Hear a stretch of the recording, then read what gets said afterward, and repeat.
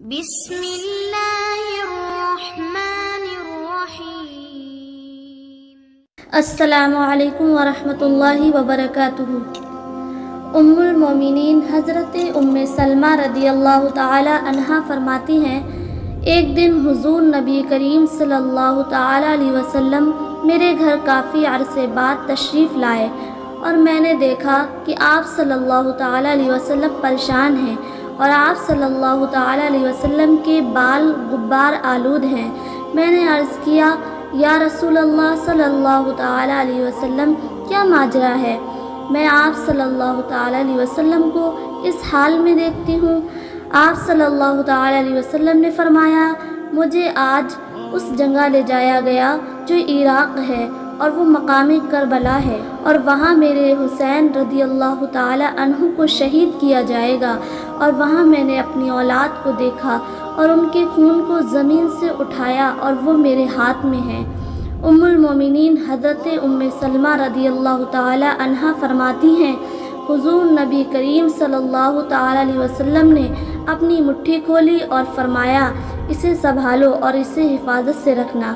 میں نے دیکھا وہ سرخ رنگ کی مٹی تھی۔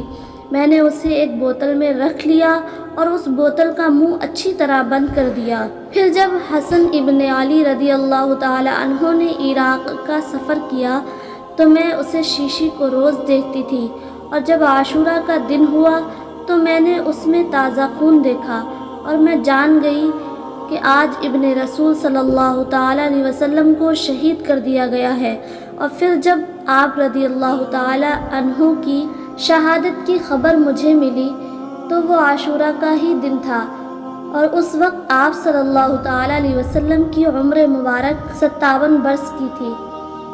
حضرت انس بن مالک رضی اللہ تعالی عنہ سے مروی ہے، فرماتے ہیں کہ حضور نبی کریم صلی اللہ تعالی علیہ وسلم نے فرمایا، بارش کے فرشتے نے میری زیارت کے لیے اللہ سے اذن طلب کیا، اور جب اسے اجازت ملی تو وہ میرے پاس آیا، اور اس وقت ام سلمہ رضی اللہ تعالی عنہا کی باری تھی۔